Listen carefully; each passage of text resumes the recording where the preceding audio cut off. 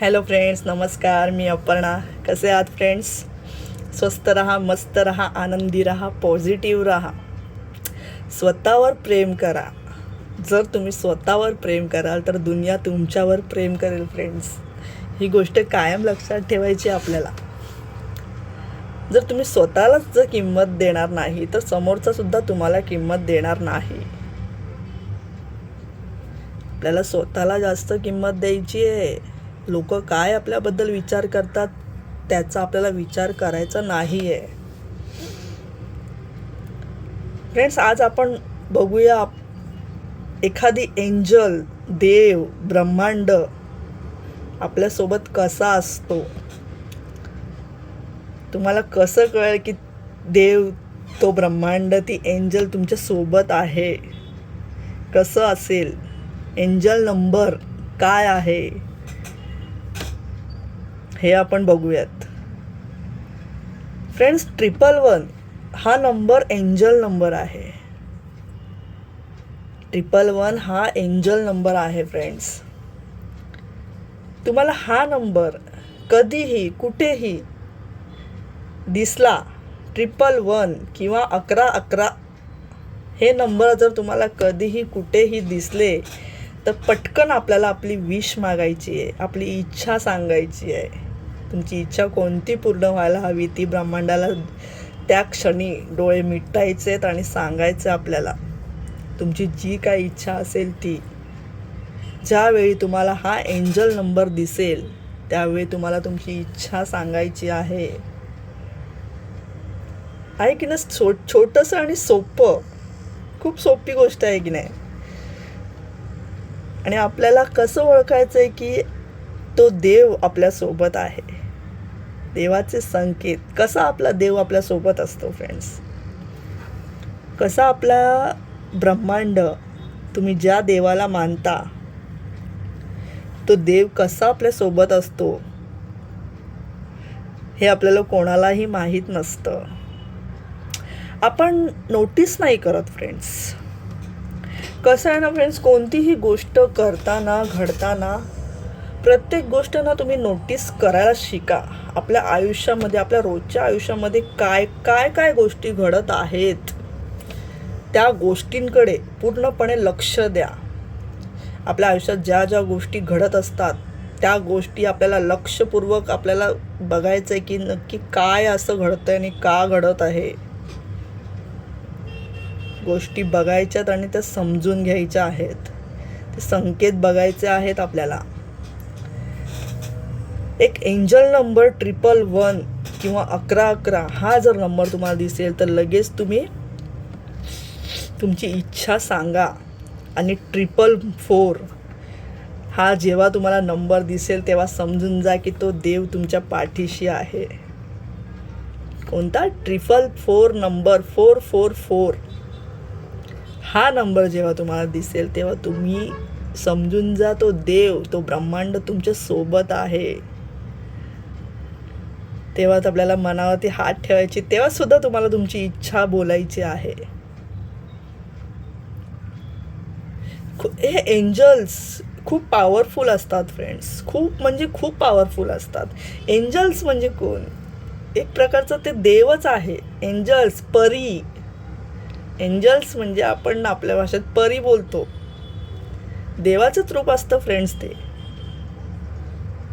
परी हे देवाचेच रूप आहे. एंजल्स म्हणजे देवाचेच रूप आहे. एंजल्स म्हणजे कोण? पहिलं ते जाणून घेऊ आपण. कधी कधी माणसाच्या रूपात सुद्धा एंजल्स येते धावून, हे तुम्ही लक्षात घ्या. तुम्ही कधी कधी एखाद्या अडचणीमध्ये सापडला आहात, अडचण तुमच्या समोर उभं आहे. कधी कधी एखादी व्यक्ती येते देवासारखी धावून, एंजलसारखी धावून येते फ्रेंड्स. अनोळखी असते ती व्यक्ती, छोटीशी तुम्हाला लगेच मदत करून जाते. तेव्हा ओळखायचं आहे ती एंजल, तो देव धावून आलेला आहे आपल्या मदतीला. म्हणून सांगते, आपल्या आयुष्यामध्ये ज्या ज्या गोष्टी घडत असतात त्या गोष्टींकडे लक्ष द्या. आपण विसरून जातो की झालं गेलं, लक्ष नाही देत आपण काय काय घडलंय. ती गोष्ट नंतर विसरून जा फ्रेंड्स. जर वाईट गोष्ट असेल ती नंतर आपल्याला विसरायची आहे, पण जेव्हा जेव्हा जी गोष्ट घडत असते तेव्हा आपल्याला त्या गोष्टीकडे लक्ष द्यायचं आहे. नक्की काय घडतं आहे, त्या त्या क्षणी त्या वेळेस आपल्याला कोणते संकेत मिळत आहेत, त्या वेळेस आपल्या आयुष्यात कोणत्या प्रकारची माणसं येत आहेत, ह्या सगळ्या गोष्टींचा आपल्याला विचार करायचा आहे. आपण विचार नाही करत, आपण लक्ष देत नाहीत, त्यामुळे आपण विसरून जातो. देवसुद्धा आपल्या मदतीला धावून आला होता, आपल्याला नाही कळत. नोटीस करायला शिका. प्रत्येक गोष्ट नोटीस करायला शिका फ्रेंड्स. कोणत्या ना कोणत्या रूपामध्ये आपल्याला ती एंजल, तो देव धावून येत असतो, आपल्याला कळत सुद्धा नाही. संकेत देत असतात देव कधी कधी. जेव्हा जेव्हा तुम्ही अडचणीत सापडत असता तेव्हा तेव्हा देव संकेत देत असतात. लक्ष द्यायचं आहे, त्या संकेतकडे लक्ष द्यायचं आहे. हे जे मी तुम्हाला नंबर सांगितले 111 किंवा 1111, 1111 किंवा 444, हे जेव्हा नंबर दिसतील तुम्हाला तेव्हा तुम्हाला घाबरण्याची गरज नाही आहे. घाबरायचं नाही आहे. तेव्हा तुम्हाला तुमच्या आयुष्यामध्ये काहीही वाईट घडणार नाही. त्या क्षणी नंबर दिसले, त्या क्षणी जर तुम्ही अडचणीत आहात तर बोलायचं आहे, मला या अडचणीतून दूर कर. नक्की तुम्ही त्या अडचणीतून त्या क्षणी बाहेर याल. आपल्याला ह्या गोष्टी करायच्या आहेत. लक्ष द्यायचं आपल्याला या गोष्टींकडे. कधी कधी वाईट परिस्थिती आपल्या समोर येते तेव्हा आपण गांगरून जातो, मान्य आहे. तुम्ही काय मी काय, गांगरून जातो. आपल्याला तेव्हा सुचत नाही काय करायचंय काय नाही करायचंय. आपल्याला पटकन लक्षात येत नाही. पण माझा हा व्हिडिओ बघितल्यानंतर तुम्ही नक्की त्या गोष्टींकडे लक्ष द्याल ही माझी खात्री आहे. लक्ष द्यायचं आहे फ्रेंड्स. हां, ती गोष्ट एकदा झाली, 1-2 दिवस तुमच्या आयुष्यात होऊन गेलेली घटना आहे, तेव्हा विसरून जा तुम्ही. वाईट परिस्थिती, वाईट घटना आपल्याला मनात ठेवायच्या नाहीत. विसरून जायचं आहे आपल्याला, काळानुसार विसरून जायचं आहे आपल्याला. पण जेव्हा जेव्हा ते येतात तेव्हा तेव्हा संकेत ओळखा. देवाचे जे संकेत असतील ते ओळखा. एंजल्स नंबर लक्षात ठेवा, 1111, 111, 444.